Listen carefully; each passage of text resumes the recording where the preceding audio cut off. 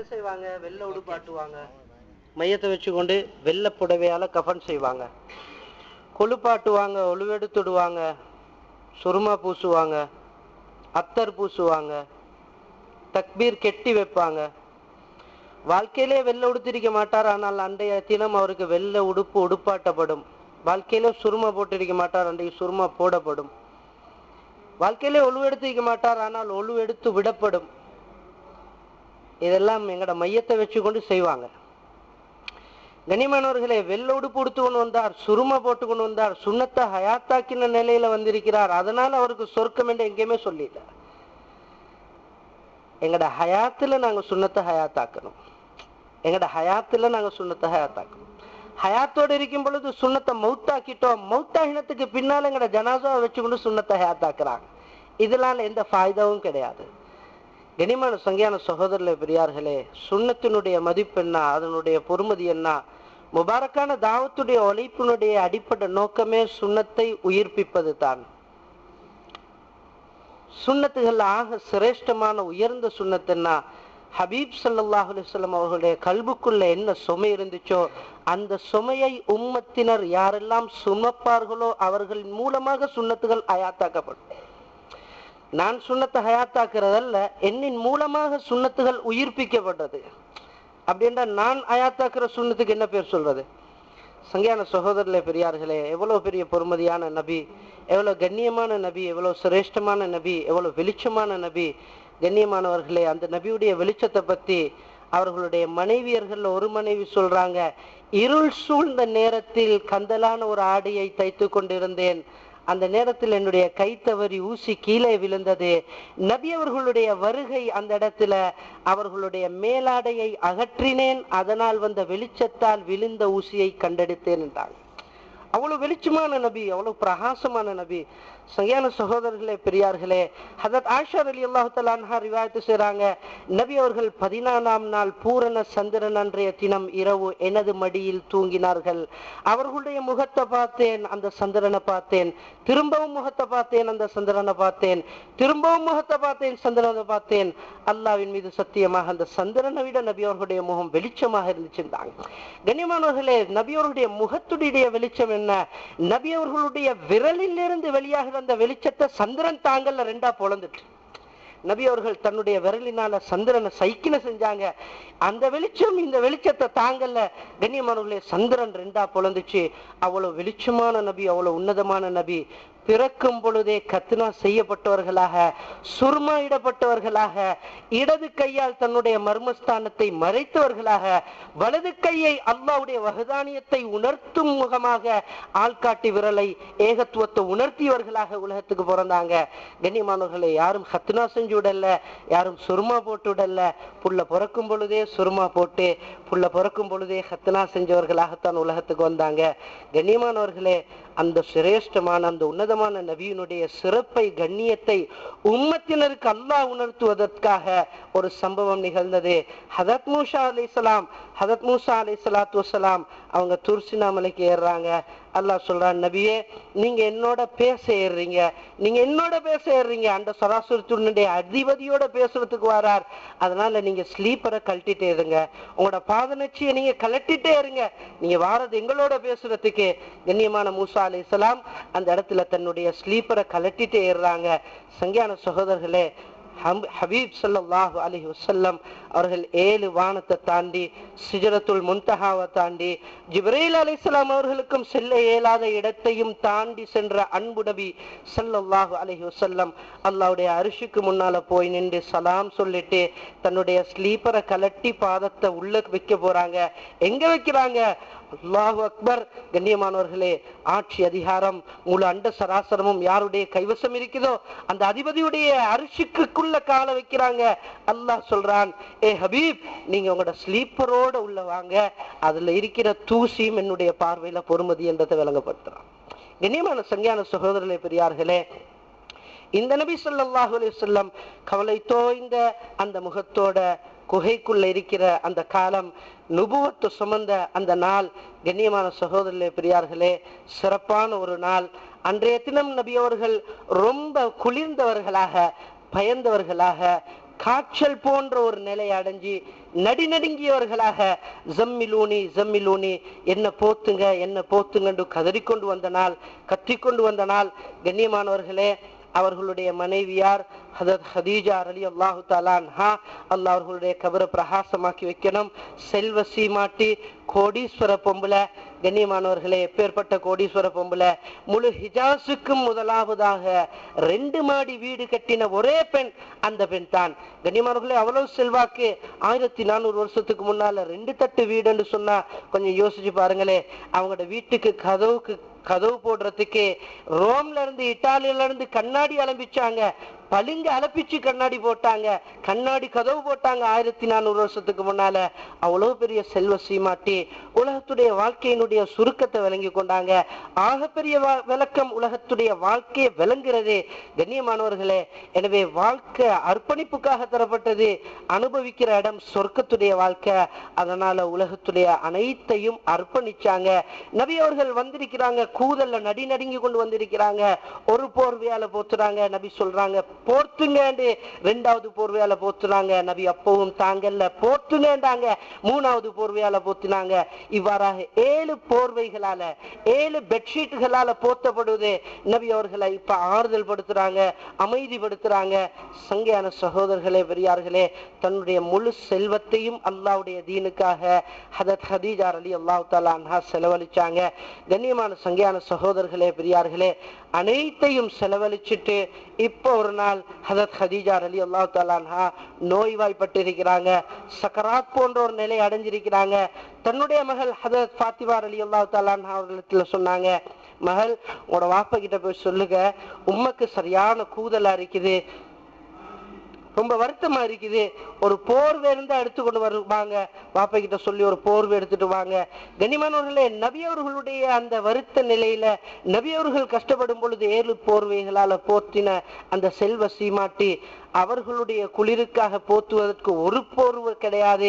எனவே கணவர் இடத்துல போர்வை கொண்டு வர சொன்னாங்க. கண்ணியமானவர்களே, இப்ப கணவர் இடத்துல போய் சொல்லப்படுவது, மகள் பேத்து ரகசியமா சொல்றாங்க. தாருல் அர்க்கம் ரலியல்லாஹு தஆலா அவங்களோட வீட்டுல இந்த சம்பவம் நடக்குது.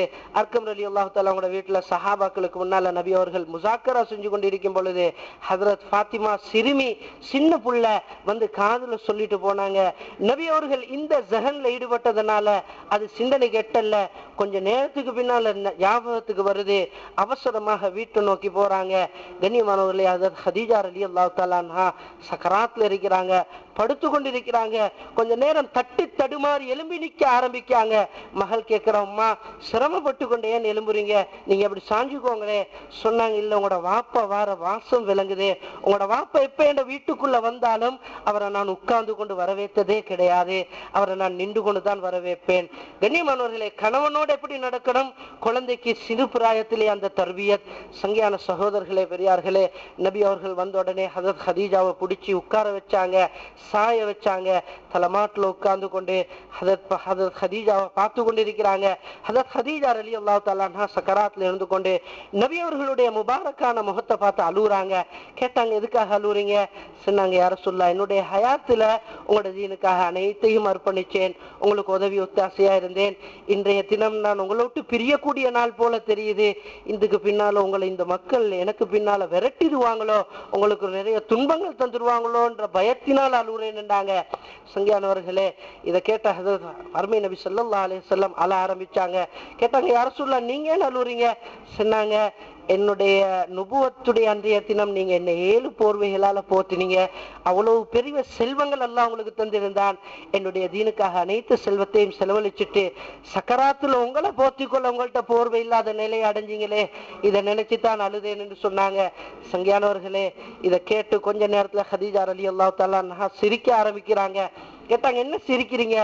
சொன்னாங்க, யா ரசூலுல்லாஹ், இந்த மக்காவாசிகள் உங்களை விரட்டுறதையும் பார்த்தேன், அதுக்கு பின்னால 10,000 சஹாபாக்களோட மக்கா வெற்றி பெற்று வரக்கூடிய காட்சி அல்லாஹ் எனக்கு காட்டுறான் என்று சொன்னாங்க. அவங்களோட உயிர் பிரியுது.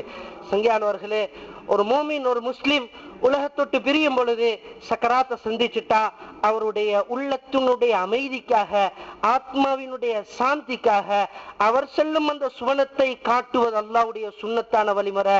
ஆனால் ஹஜ்ரத் ஹஜரத் ஹதீஜாவுடைய சக்கராத்துல காட்டப்பட்டது உம்மத்துடைய வெற்றியினுடைய காட்சி. கண்ணியமானவர்களே, தான் சொர்க்கம் செல்வதில் அல்ல தனக்குள்ள திருப்தி, உம்மத் ஈடேற்றம் பெறணும், தீன் வெற்றி பெறணும் என்றதுல தான் தன்னுடைய ஆத்மா சாந்தி அடையும் என்றதை அல்லாஹ் அந்த இடத்துல உணர்த்தினான்.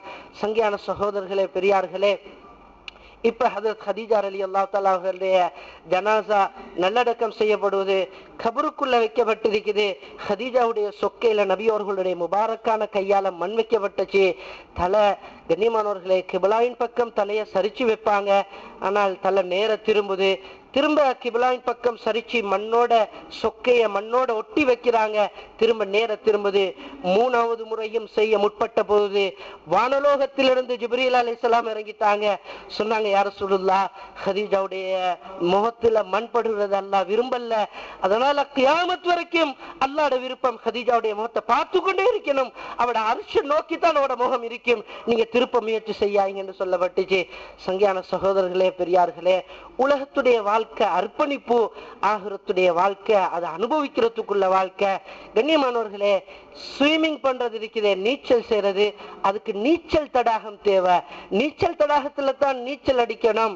ஒரு மனிதர் அவரது வீட்டுக்கு முன்னால ஓடக்கூடிய ஓடை அல்லது அசிங்கமான நீரோடையில அந்த கான்கள் போல அந்த கலிகள்ல தண்ணி மழை பெஞ்சு ஓடுது, அதுல விழுந்து நீச்சல் அடிக்கிறாரு.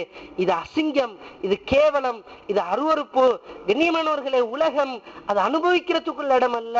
மழை பெஞ்சி வீட்டுக்கு முன்னால கான்ல ஓடுற தண்ணியில நீச்சல் அடிக்கிறது போல அசிங்கமானது, அருவருப்பானது. அனுபவிக்கிறதுக்குள்ள இடம், நீச்சலுக்குரிய இடம் நீச்சல் தடாகம், அது கடல் போல சொர்க்கம். அவை அல்லாஹ் 1000 ஆயத்துகளால் வர்ணிச்சு சொல்லி கொண்டிருக்கிறான், தஷ்கீல் செஞ்சு கொண்டிருக்கிறான். எனவே சங்கையான சகோதரர்களே, பெரியார்களே, உலகத்துடைய வாழ்க்கைக்கு நாங்கள் எல்லாரும் விருந்தாளிய போல வந்திருக்கிறோம். விருந்தாளிகள் என்றது விருந்து தயார் செய்யப்பட்டு அழைக்கப்படுறது.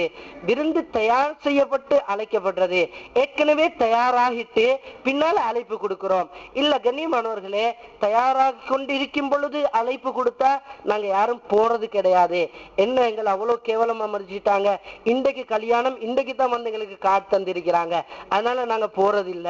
கண்ணியமானவர்களே, ஏற்கனவே ஏற்பாடு பண்ணியாச்சு, அதுக்கு பின்னால காட்டு தந்திருக்கிறாங்க. கண்ணியமானவர்களே, இது கண்ணியமான விருந்து. சங்கியானவர்களே, எங்களுக்கு ஏற்கனவே ஏற்பாடு பண்ணிருக்குது. உலகத்துடைய தக்தீர் முடிவாக இருக்குது. என்னென்ன சாப்பிடுவோம், எங்கெங்க வாழுவோம், எப்படி எப்படி எல்லாம் இருப்போம், இந்த நிலைகள் முடிவாக்கப்பட்டிருக்குது. முகர்ரர், அதாவது அது முடிவு செய்யப்பட்டிருக்குது. சங்கியானவர்களே, முடிவு செய்யப்பட்டிருக்கிறவங்க நாங்க வந்து விருந்து சாப்பிட்டோம். விருந்தாளிக்குள்ள உசூல் என்னண்டா, சாப்பிட்டோன்னே விருந்து விட்டு அவசரமா போகணும்.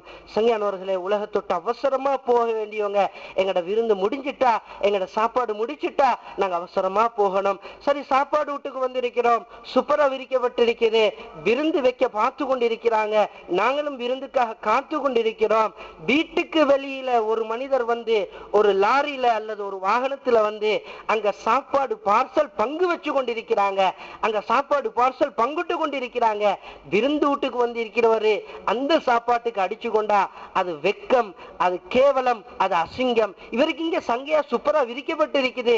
சங்கையானவர்களே, விருந்தாளி அங்க அடிச்சு கொள்ள தேவையில்ல, விருந்தாளி அங்க முட்டி மோத தேவையில்ல. விருந்துக்கு அழைக்கப்படாதவர்களுக்காக அங்க சாப்பாடு பங்குடப்படுவது. சங்கையான சகோதரர்களே, பெரியார்களே, நாங்கள் எல்லாரும் தக்தீரை நம்பினவர்கள், விருந்த நம்பி வந்திருக்கிறோம். எனவே எங்களுக்கு முடிவு செஞ்சது, எங்களுக்கு விருந்தாக்கப்பட்டது, சங்கையாக வந்து சேர்ந்து கொண்டே இருக்கேன். சங்கையான சகோதரர்களே, பெரியார்களே, துனியாவுடைய விடயத்தில் மக்கள் போட்டி போடுறாங்க, அடிச்சு கொள்றாங்க, கொள்ளை அடிக்கிறாங்க, பொய் பேசி சம்பாதிக்க பார்க்கிறாங்க, களவெடுக்கிறாங்க. இவர்களை பார்த்து இவங்களை போல நாங்களும் முன்னேறணும் என்று ஆசைப்படுறது முட்டாள்தனம், அது அசிங்கம், அது கேவலம். சங்கையானவர்களே, அல்லாஹ் இதெல்லாம் முடிவு செஞ்சானோ அவைகளை அனுபவிக்க தராம மௌத்தாக்க மாட்டான். சங்கையான சகோதரர்களே, பெரியார்களே, எனவே இந்த விஷயத்தை உணர்ந்தவங்க ஹஜரத் ஹதீஜா ரலியல்லாஹு தஆலா அன்ஹா, அவங்களோட பிள்ளைக்கும் இந்த தர்பியத்தை கொடுத்து வளர்ந்தாங்க. உம்ம கோடீஸ்வரி, புள்ள பட்டினில. யாராவது உலகத்துல எங்கேயாவது கேள்விப்பட்டிருக்கிறீங்களா? உம்ம கோடீஸ்வர பொம்புல, செல்வ சீமாட்டி, வீட்டுக்கு முதலாவது கண்ணாடியால கதவு போட்டவ, ஆனால் புள்ளையும் அவட பிள்ளையும் பட்டினில அழுறது கேள்விப்பட்டிருக்கிறோமா? சங்கையான சகோதரர்களே, பெரியார்களே, உலகத்துக்கே அந்த ஒரு குடும்பம் தான் கண்ணியமானவர்களே, நபி ஸல்லல்லாஹு அலைஹி வஸல்லம் தந்த மகளை போல இரக்கம் யாரோடையுமே கிடையாது. அவ்வளவு பிரியமான மகள், அவ்வளவு அன்பான மகள்.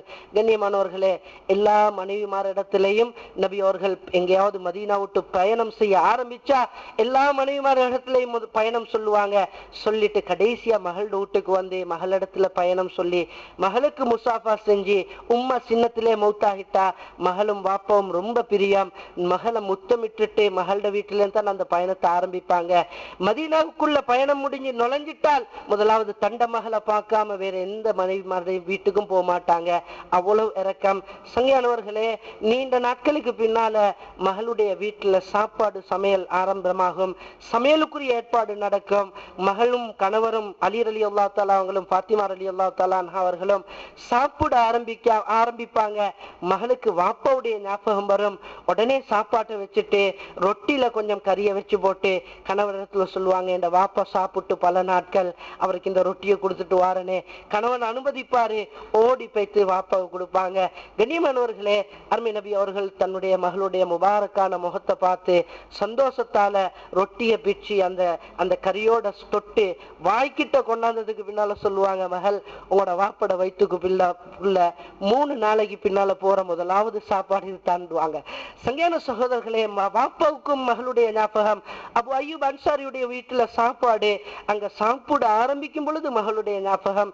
சொன்னாங்க, அபு அய்யூப் என்ன மகளும் சாப்பிட்டு பல நாள், இந்த ஒரு ரொட்டியில கொஞ்சம் கறியை போட்டு தாரேன் என்ன மகளுக்கு கொடுத்துடுவாங்களே. கண்ணியமானவர்களே, இவ்வளவு பிரியம், இவ்வளவு பாசம். சங்கையான சகோதரர்களே, பெரியார்களே, பேரப்புள்ளைகளோட எவ்வளவு இறக்கம், பேரப்புள்ளைகளோட எவ்வளவு பாசம். அப்பா ஸ்தானத்தை அடைஞ்சவங்கள்ட்ட கேட்டு பாருங்களே. சங்கையான சகோதரர்களே, பெரியார்களே, ஹசன் ஹுசைன் ரலியல்லாஹு தஆலா அன்ஹுமா 2 பேரும் சின்ன பிள்ளைகள். நபி அவர்கள் சஜதால இருந்தா முதுகுக்கு மேல ஏறி உட்கார்ந்து கொள்வாங்க. நபி அவர்கள் அந்த குழந்தைகள் இறங்கும் வரைக்கும் தண்ட தலையை தூக்க மாட்டாங்க. ஹஜ்ரத் ஃபாத்திமா ரலியல்லாஹு தஆலா அன்ஹா சொல்றாங்க, ஒரு நாள் 2 பேரும் சின்ன பிள்ளைகள் வெளியில போனாங்க விளையாடுறதுக்காக. ஈதுடைய நாள், பெருநாளுடைய நாள், 2 பிள்ளைகளும் வெளியில போனாங்க விளையாட. கணவர் அலி ரலியல்லாஹு தஆலா அவங்க அல்லாஹ்ட பாதையில அநேகமான நாட்கள், அநேகமான காலம் மனைவியை விட்டு பிரிஞ்சது தான் கூட. அந்த ஸ்ரீதேவி எந்த நேரமும் அல்லாஹ்ட பாதையில ஜமாத்ல இருப்பாரு.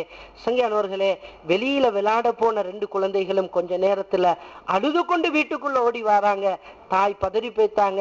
கேட்டாங்க, பிள்ளைகள் ஏன் அழுறீங்க? இன்னைக்கு சந்தோஷமான நாள், சிரிச்சு கொண்டிருக்கணும், பெருநாளுடைய தினம், ஏன் அழுறீங்க? அந்த 2 பிள்ளைகளும் சொல்றாங்க, அம்மா நாங்க வெளியில போனோம், மதீனாவுடைய தெல்லூர்ல மதீனாவுடைய குழந்தைகள் விளையாடி கொண்டிருந்தாங்க, அவங்களோட நாங்களும் விளையாட போனோம். அவங்க எல்லாரும் எங்களை கேலி செய்யறாங்க, இன்னைக்கு உங்களுக்கு பெருநாள் இல்லையா, நீங்க என்ன பழைய உடுப்போடு இருக்கிறீங்க, உங்களுக்கு புதிய உடுப்பு இல்லையா, எங்களை பாருங்க நாங்க புதிய உடுப்பு உடுத்திருக்கிறோம் கேலி செய்யறாங்கம்மா. இன்னைக்கு பெருநாளுடைய தினம், எங்களுக்கு புதிய உடுப்பு வாங்கி தாங்கமாண்டு 2 பிள்ளைகளும் காலை குத்தி அழுகுறாங்க. கண்ணியமானவர்களே, அந்த இடத்துல அந்த தாயோட உள்ளம் என்ன நிலையை அடைஞ்சிருக்கும்? வாழ்க்கையில எத்தனை பெருநாள் கழிச்சிருக்கிறோம்? ஒரு பெருநாள் பழைய உடுப்போட கழிச்சிருப்போமா? ஏண்ட ஒரு பிள்ளைய பழைய உடுப்போட அந்த பெருநாளுடைய தினம் பார்த்திருப்போமா? பார்க்க தாங்குவோமா? சங்கையான சகோதரர்களே, பெரியார்களே, இந்த நிலையில அந்த தாயும் தேம்பி தேம்பி அழ ஆரம்பிக்கிறாங்க. 3 உயிரும் அன்றைய தினம் அந்த குடிசைக்குள்ள பெருநாளுடைய தினம் அழுகுறாங்க. நபி அவர்கள் பெருநாளுடைய ஹுத்பாவை முடிச்சிட்டு அந்த வீட்டுக்கு வராங்க. பேர பிள்ளைகளை பார்க்கணும், மகளுக்கு முசாஃபா செய்யணும். கண்ணியமானவர்களே, சலாம் கொடுக்க வந்த அன்றைய தினம் 3 பேரும் அழுது கொண்டிருக்கிறாங்க. கேட்டாங்க, ஏன் அழுகுறீங்க? சொன்னாங்க, யார சொல்லலாம், அவங்களோட மருமகன் அல்லாஹ்ட பாதையில ஏண்ட பிள்ளைகள் புதிய உடுப்பு கேட்டு அழுகுறாங்க, எனக்கு வாங்கி கொடுக்கறதுக்கு வசதி இல்லை, நான் என்ன செய்யறது? அதனால தான் இந்த நிலையை பார்த்து நானும் அழுகுறேன். கண்ணியமானவர்களே, அப்பா ஸ்தானத்தை அடைஞ்ச அன்பு நபியுடைய உள்ளம் என்ன நிலை அடைஞ்சிருக்கும்?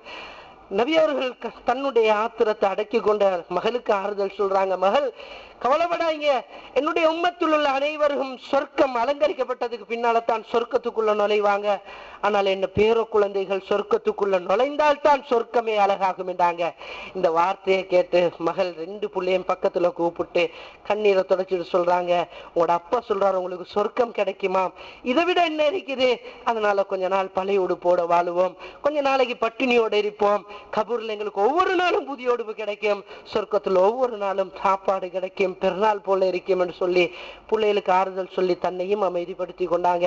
சங்கையான சகோதரர்களே, பெரியார்களே, இப்பேற்பட்ட வாழ்க்கையில நிலைமைகள் வரும் பொழுது தனக்கு ஆறுதல் சொல்லி நன்மாராயங்கள் சொல்லி தன்னை அமைதிப்படுத்தி கொண்டிருந்த வாப்பா அன்பு நபி ஸல்லல்லாஹு அலைஹி வஸல்லம் சக்கராத்துல இருக்கிறாங்க. அந்த நபியை சந்திக்கிறதுக்கு ஓடி வராங்க ஹதரத் ஃபாத்திமா ரலியல்லாஹு தஆலா அன்ஹா. வெளிச்சம் நிறைஞ்ச முபாரக்கான நபியுடைய முகத்துக்கு முன்னால தண்ட முகத்தை வச்சு புன்னகை புறக்கும் பொழுது நபி அவர்கள் தண்ட முகத்தை திருப்பி கொண்டாங்க. அழுதழுது கேட்கிறாங்க, வாப்பா மதீனால இருந்து எங்கேயாவது பயணம் செய்ய ஆரம்பிச்சா நீங்க என் முகத்தை பார்க்காம போக மாட்டீங்க. இன்றைக்கு உலகத்தொட்டே போகக்கூடிய நாள், இன்றைக்கு என் முகத்தை பார்க்காம திருப்பி கொண்டீங்களே, என்ன விஷயம்? சொன்னாங்க, மகள் உங்களோட முகத்தை பார்த்து கொண்டே மௌத்தாகணும் என்ற ஆசைதான். ஆனா உங்களோட முகத்தை பார்த்து கொண்டு மௌத்தா போனா உங்களை விட்டுட்டு போறேனே என்ற கவலையோட என்ற உயிர் போகும். ஆனால் நான் ஆசைப்படுறேன் என்ற உம்மத்துடைய கவலையோட மௌத்தாகணும், உம்மத்துடைய கவலையோட நான் கியாமத்தில் நிற்பாட்டப்படணும். சங்கையான சகோதரர்களே, உம்மத் என்று சொல்லி எதை ஈரக்கொலை என்று சொன்னாங்களோ அந்த ஈரக்கொலையிட முகத்தை சந்தோஷமா சக்கராத்துல பார்க்க கிடைக்கல. கண்ணியமானவர்களே, என்று உங்களோட ஸ்லாயத்துக்காக என்று உங்களோட ஹிதாயத்துக்காகவே தன் வாழ்க்கையை அர்ப்பணிச்சாங்க.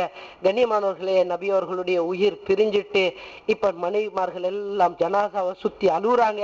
ஒரு மனைவி கொஞ்சம் குள்ளி துள்ளி ஆற ஆரம்பிச்சா, கண்ணியமானவர்களே, ஆஷா ரலியல்லாஹு தஆலா அன்ஹா ரிவாயத் செய்றாங்க, கேட்டாங்க, நீங்க கொஞ்சம் அமைதியா அழுங்க, எங்களோட அழுகை எங்களை ஆவேசத்துக்கு ஆளாக்குது, கொஞ்சம் அமைதியா அழுங்க.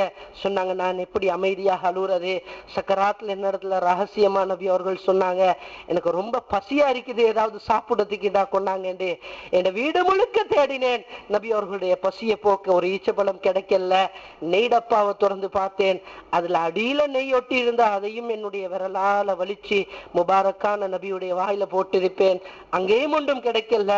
ஓடி வந்து பார்த்தேன், நபி அவர்களுடைய உயிர் பிரிஞ்சிட்டு நபி சக்கராத்திலே பட்டினியோட மௌத்தாக இருக்கிறாங்க. இது எனக்கு மட்டும்தான் தெரியும், அதனால தான் இப்படி ஆளுறேன்னு சொன்னாங்க. சங்கானவர்களே, உம்மத்துடைய ஸ்லாஹியத், உம்மத்துடைய ஈடேற்றம், முழு உலகத்துடைய மலைகளும் தங்கமாக கிடைச்சிருக்கும் அந்த நபி. ராஜா அல்ல, ராஜாத்தி ராஜா போல வாழையிலும். ஆனால் உம்மத்துடைய ஏழைகள், எங்கட நபி பணக்காரன், அவருடைய தீனை நாங்க எப்படி எடுக்கிறது என்று சொல்லி துஷ்பிரயோகம் பண்ணுவாங்க, துச்சமா மதிச்சிருவாங்கன்றதுனால ஏழைகளோட வாழ்ந்து ஏழைகளோட மறைஞ்சு கியாமத்தில் ஏழைகளோட நான் எழுப்பாட்டப்படணும் என்று ஆசைப்பட்டாங்க. சங்கியான சகோதரர்களே, அந்த ஏழ்மையை வெறுக்கக்கூடியவங்க நாங்க உம்மத்தே. பணக்காரர்களை பார்த்து ஆசைப்பட்டு கொண்டிருக்கிறோம். நபியோட வாழ்க்கை எப்படி இருந்துச்சு? கண்ணியமானவர்களே, ஹதரத் அனஸ் ரலியல்லாஹு தஆலா அவங்க ரிவாயத் செய்றாங்க, ஹர்மை நபி ஸல்லல்லாஹு அலைஹி வஸல்லம் அவருடைய ஜனாசாவை நல்லடக்கம் செஞ்சுட்டு நாங்க ஒரு வீதி வழியா வந்து கொண்டிருந்தோம். ஒரு கூடாரத்துக்குள்ள ஒரு பெண்ணுடைய அழுகை சத்தம் கேட்டது. ஏண்ட வாப்பட சடலத்தை உங்களோட கையால மண்ணுக்கு கீழே வச்சுட்டு உங்களோட கைகளால மண்ணை போட உங்களுக்கு எப்படி மனசு வந்துச்சு என்ற ஒரு சத்தம் கேட்டுச்சு. அந்த சத்தத்தை கேட்ட சில சஹாபாக்கள் மயக்கமுட்டு கீழே விழுந்துட்டாங்க.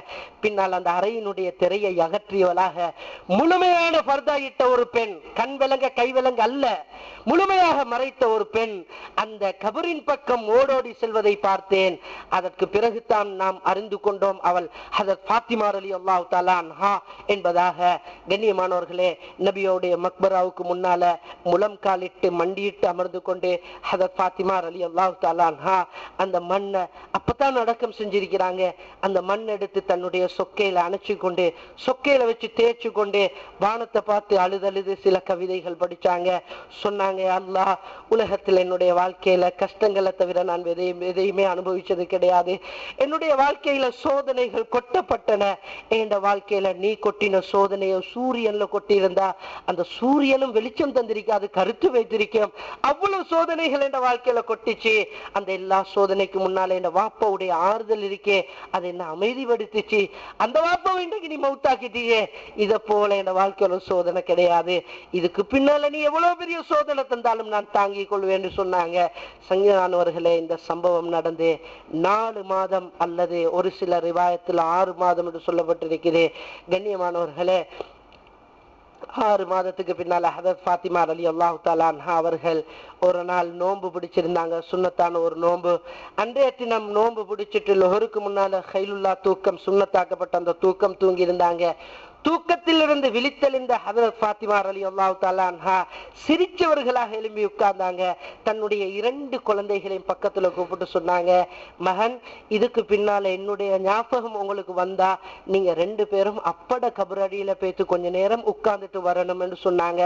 2 பேரும் சின்ன பிள்ளைகள். அந்த 2 பேரும் நினைச்சாங்க, எங்களோட உம்மா இப்ப போயிட்டு எங்களை உட்கார சொல்றாங்க போல. அப்படியே நினைச்சு அப்பட கபரடியும் பக்கம் வேகமாக ஓட ஆரம்பிச்சாங்க. இந்த காட்சியை பார்த்த ஹஜ்ரத் அலி ரலியல்லாஹு தஆலா அவங்க கேட்டாங்க, ஃபாத்திமா நீங்க எதுக்காக புள்ளையில நபியுடைய மக்பராவின் பக்கம் அனுப்பி வச்சீங்க? சொன்னாங்க, நான் என் புள்ளையில இப்ப போ சொல்லல, இதுக்கு பிறகு என்னுடைய ஞாபகம் வந்தா போ சொன்னேன். ஏன்னா நான் இப்ப தூங்கின நேரம் என் வாப்பாவை கனவுல கண்டேன். என் வாப்பா கனவுல வந்து சொன்னாங்க, ஃபாத்திமா நீங்க உலகத்துல பட்ட கஷ்டம் எல்லாம் போதும், நீங்க உலகத்துல பட்ட சிரமம் எல்லாம் போதும். அதனால இன்றைக்கு நீங்க எங்களோட வந்து நோன்பு துறப்பீங்கன்னு சொன்னாங்க. இன்றைக்கு நான் நபியோட போய்த்து நோன்பு துறக்கிற நாள், என் வாப்போட போய்த்து சேரக்கூடிய நாள், இன்றைக்கு நான் மௌத்தா போற நாள். அதனால தான் என் பிள்ளைகளுக்கு இந்த விஷயத்த சொன்னேன்னு சொல்றாங்க. கண்ணியமானவர்களே, இந்த வார்த்தையை முழுமையா சொல்லி முடிக்கல. நபியுடைய கபரின் பக்கம் ஓடி சென்ற 2 குழந்தைகளும் ஓடோடி வந்து உம்மட மடியில உட்கார்ந்து கொண்டு தாயிட முகத்தை அண்ணாந்து பார்த்து கேட்டாங்க, அம்மா நாங்க அப்பட கபரிஸ்தானத்துல பக்கத்துல போய்த்து உட்கார்ந்தோம், அப்போடைய கபருக்குள்ள இருந்து ஒரு சத்தம் வந்துச்சு, இன்றைக்கு மட்டும் தான் உங்களோட உம்மா உங்களையோட இருப்பாங்க, அதனால உங்களோட உம்மட மடியில போய் உட்கார்ந்துக்கோங்க என்று சத்தம் வந்துச்சு. உம்மா நீங்க எங்களை விட்டுட்டு எங்க போறீங்கன்னு 2 குழந்தைகளும் கேட்கிறாங்க. கண்ணியமானவர்களே, இப்ப சொன்னாங்க, நான் இரவோடு இரவாக என்னுடைய ஜனாதாவை அடக்கணும், யாருக்கும் காட்டப்படாது சில வசியத்துகள் சொன்னாங்க. சங்கையான சகோதரர்களே, பெரியார்களே, பின்னால அவங்க மௌத்தாகிட்டாங்க. அந்த சீதைவிட ஜனாசாவை வீட்டுக்குள்ள வச்சுட்டு 2 குழந்தைகளையும் வீட்டுக்கு வெளியில நிப்பாட்டி போட்டு அலி ரலியல்லாஹு தஆலா அவர்கள் தன்னுடைய மனைவியுடைய ஜனாசாவை குளிப்பாட்டுறாங்க, கஃன் செஞ்சாங்க, நறுமணம் கமல வாசனைகள் பூசி வச்சாங்க. ஒரு ஈத்த மூளைக்கு மேல அந்த சீதைவிட பொன்னான ஜனாதா வைக்கப்பட்டு இருந்துச்சு. வெளியில வந்து பார்த்தா 2 குழந்தைகளும் சோர்ந்த முகத்தோட இருந்தாங்க. இந்த 2 குழந்தைகளையும் கூப்பிட்டு வாப்பா சொல்றாரு, மகன் உங்களோட உம்மோட முகத்தை போய் பாருங்க, ரொம்ப வெளிச்சமா இருக்கிறாங்கன்றாங்க. வந்து பார்த்தாங்க 2 குழந்தைகளும் தாயுடைய தலைமாட்டுல முழங்காலிட்டு உட்கார்ந்து கொண்டு தாயுடைய நெத்திய முத்தமிட்டுட்டு கொஞ்ச நேரம் அழுதாங்க. வெளியில வந்து சொன்னாங்க, அல்லாஹ்வின் மீது சத்தியமாக எங்களோட வாழ்க்கையில எங்களோட உம்மோட தலைமுடிய நாங்க இன்றைக்கு தான் பார்த்தோம்னு சொன்னாங்க. சங்கையான சகோதரர்களே, பெரியார்களே, உம்மா மௌத்தா போன அன்று தான் உம்மோட தலைமுடிய பார்த்திக்கிறாங்க. அடுத்த வீட்டுல உள்ளவங்க அல்ல. அல்லாஹு அக்பர். கண்ணியமான வீட்டுல வளர்ந்த குழந்தைகள் வாழ்க்கையில எல்லாத்திலையும் குறை, சாப்பாட்டுல குறை, வீட்டுல குறை, உடுப்புல குறை, பெருநாளண்டும் குறை, வாழ்க்கையே குறை, வாழ்க்கையில சுகம் என்றதே கிடையாது. ஆனால் தீன்ல தலை முடி விளங்குற அளவுக்கு கூட குறை வைக்கல. கண்ணியமானவர்கள், எங்கட வாழ்க்கையில எல்லாம் என்ன குறைய வச்சுட்டான், ஆனா நாங்க முழுக்க முழுக்க செய்யறதெல்லாம் தீன்ல குறை. சங்கையான சகோதரர்களே, இன்னமும் துனியாட குறையத்தான் நாங்க பேசி கொண்டிருக்கிறோம். அது போதாது, இது போதாது, அது இல்லை, இது இல்லைன்னு தான் சொல்றோம். சங்கையானவர்களே, வெக்கப்படணும். தீனுக்காக செஞ்சது ரொம்ப கொஞ்சம், செய்ய வேண்டியது ரொம்ப பெரிய தேவை இருக்குது. அதனால் அல்லாஹ் ரொம்ப கிருபை செய்வான். என் மௌத்தும் இந்த வேலையில தான் ஆகணும் என்று எல்லாரும் ஹிம்மத் வெப்பமா இன்ஷா அல்லாஹ், எங்களோட உயிரும் இந்த உழைப்புக்காகத்தான் அர்ப்பணிக்கப்படணும் என்ற ஒரு நியத் வெப்பமா இன்ஷா அல்லாஹ், அல்லாஹ் எங்க எல்லாரையும் கபூல் செய்வான். சொல்லுங்க இன்ஷா அல்லாஹ், அந்த நியத்தோட என் உயிரை கொடுக்கணும், இதுக்காக கொடுத்துத்தான் வாக்களிக்கப்பட்ட அந்த சொர்க்கத்தை அடையணும். கண்ணியமானவர்களை, உயிர் கொடுத்து அடைய வேண்டிய சொர்க்கத்தை கொஞ்சம் காலத்தை கொடுத்தாவது முயற்சி செய்வோம். சொல்லுங்க, யாருக்கு யார் ஒரு 4 மாதங்கள் தைரியமா எழுமுங்க, யோசிச்சு யோசிச்சு எழுமவானம், அவசரமா எழுமுங்க. ஒருத்தர் எழும்பிட்டார், அவர் எழுமின போற இவர் எழும்புவார், இவர் எழுமின போற அவர் அல்ல, எல்லாரும் எழுமுங்க, அவசரமா எழுமுங்க. பேர்கள் பதிவு செய்யறதுல முன்னுக்கு வாங்க, முந்திக்கோங்க, பேர் பதிவு செய்யறதுல முந்துங்க. அவர் சொன்னதுக்கு பின்னால நாங்க சொல்லுவோம். சொல்லுங்க, எல்லாரும் எழுமுங்க, தைரியப்படும், கொஞ்சம் இம்மத்து வைங்க.